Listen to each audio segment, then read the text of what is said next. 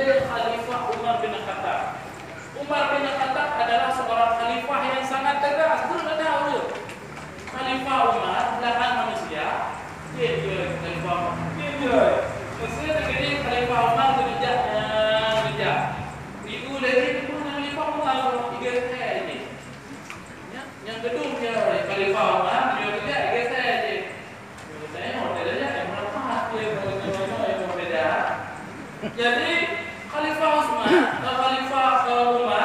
bahawa adanya sekretarisnya perlu mendadak tiga umum biasa punya urusan kenegaraan nanti Umar di rumah di masjid dia.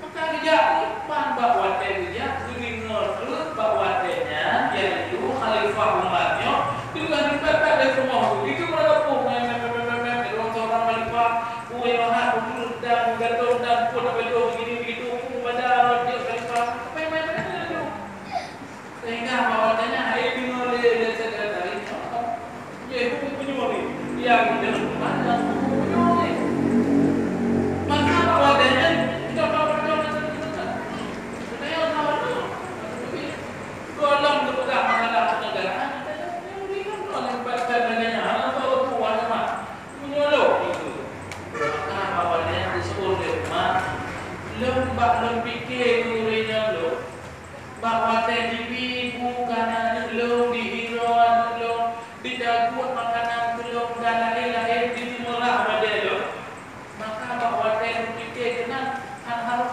begitu walaupun padu lagi di mupet belum duna pun yang dikubur tadi duna yang belum kubur tadi makanya sampai lagi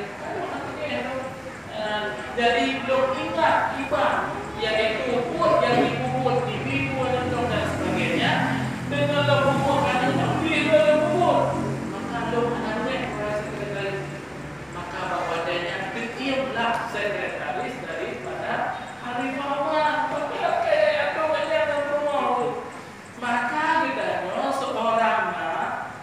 seorang ayah punya negeri tahu hubungan ke antara adanya ke sama dengan hubungan orang gede urina ni pepe la ko ni ni urusan lain baik dia ada ketimah mau makan kuat pepe ka ilo ka ada orang yang pepe kan dia nyana dia sangat